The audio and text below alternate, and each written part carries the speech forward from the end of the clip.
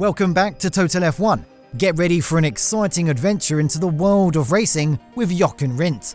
Jochen was not just a Formula 1 driver, he was a true racing legend. In this video, we'll take a closer look at his incredible journey, full of twists, turns and triumphs. From his early days on the racetrack to becoming a posthumous world champion, we'll explore the thrilling moments that made Jochen Rindt unforgettable in the world of Formula 1. So buckle up as we dive into the simple yet extraordinary story of Jochen Rindt's life and racing legacy. But before we proceed, hit the subscribe button and smash the bell icon for more exciting updates. Jochen Rindt was born on April 18, 1942, in Mainz, Germany. He had a unique background with an Austrian mum and a German dad. Sadly, his parents passed away in a bombing raid when he was just 15 months old during World War II. Raised by his grandparents in Graz, Austria, he inherited a spice mill from his family. Even though his grandpa kept his German citizenship, Jochen raced with an Austrian license throughout his career. In an interview, he called his heritage a terrible mixture and felt more like a European than specifically Austrian or German. His love for racing really took off when he attended the 1961 German Grand Prix at the Nürburgring with school buddies, including his future Formula 1 friend Helmut Marko. That's when the motorsport bug truly bit him.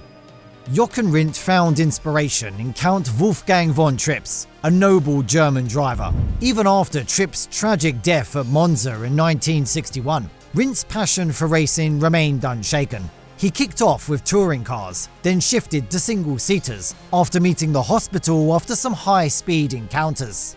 Surprisingly, these setbacks fueled his determination. Putting up his own money, he financed his early ventures into more serious Formula cars.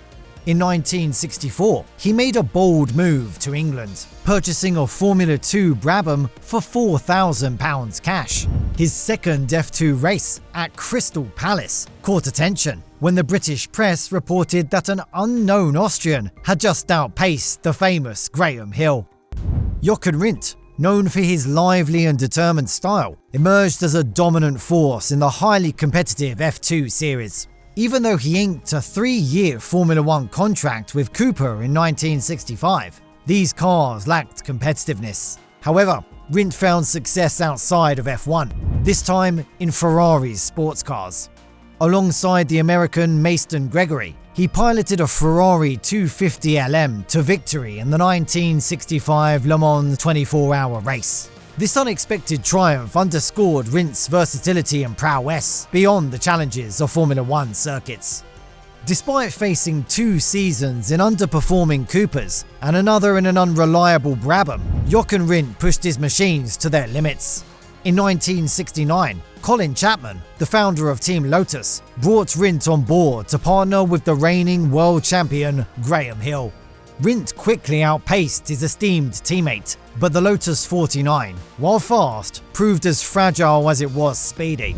During the Spanish Grand Prix at Mountwick Park, Rindt was leading when his car's rear wing collapsed, causing a crash with Hill's Lotus, which had suffered a similar fate earlier. Hill escaped unharmed, but Rindt endured a concussion and a broken jaw. This incident turned him into a vocal critic of Chapman's cars, branding them as both unsafe and unreliable. However, his perspective shifted after his first championship victory at the 1969 United States Grand Prix at Watkins Glen. Jochen Rindt's crowning achievement in 1970, and arguably the pinnacle of his brief career, unfolded in Monaco with an outdated Lotus 49, as the new 72 model wasn't ready for the race. Initially holding 5th place, Rindt's ascent began when the other racers retired, propelling him to second, just 15 seconds behind Jack Brabham in his own car. Sensing a chance at victory, Rindt embarked on an electrifying and almost frightening charge, captivating everyone, including Brabham himself. Accelerating faster and faster, Rindt shattered the lap record. The veteran Brabham, distracted by the rapidly approaching Lotus in his mirrors, succumbed to the pressure on the last corner of the last lap, crashing into the barriers.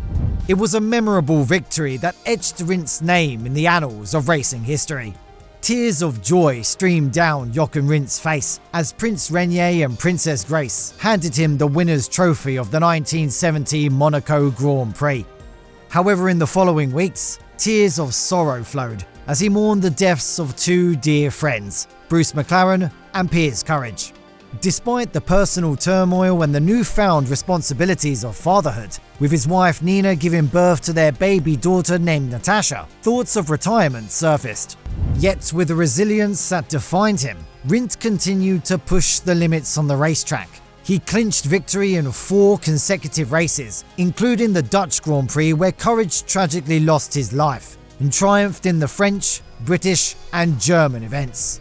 A tragic chapter unfolded on September 5, 1970, when Jochen Rindt's Lotus met a cruel fate, crashing into a guardrail at Monza during a practice session at the Italian Grand Prix.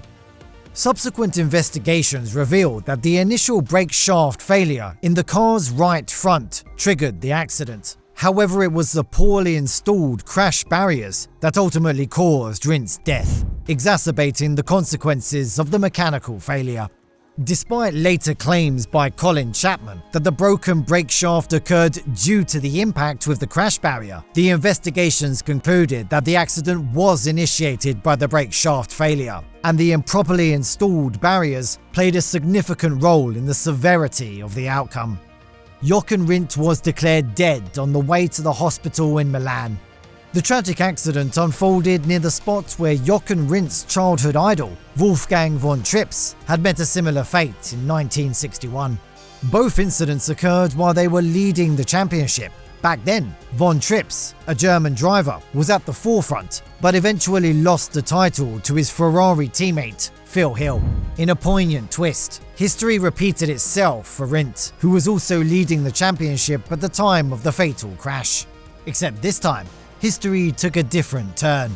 At the time of his tragic passing, Jochen Rindt had secured victory in 5 out of the 10 Grand Prix in the 1970 season, establishing a substantial lead in the Drivers' Championship.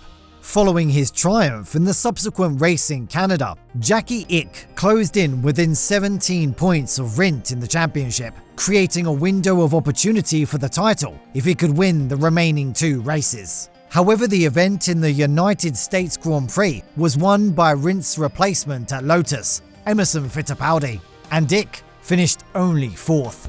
This outcome solidified Jochen Rindt as the only posthumous world champion in motor racing history.